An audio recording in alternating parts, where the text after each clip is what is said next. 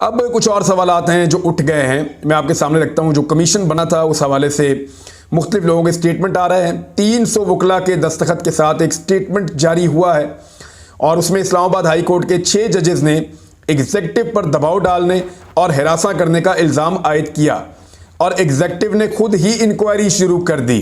Chief justice صاحب نے ان کی ڈیوٹی لگا دی ایگزیکٹو کی، جو انصاف، غیر جانبداری اور شفاف انکوائری کے اصول کے خلاف ہے۔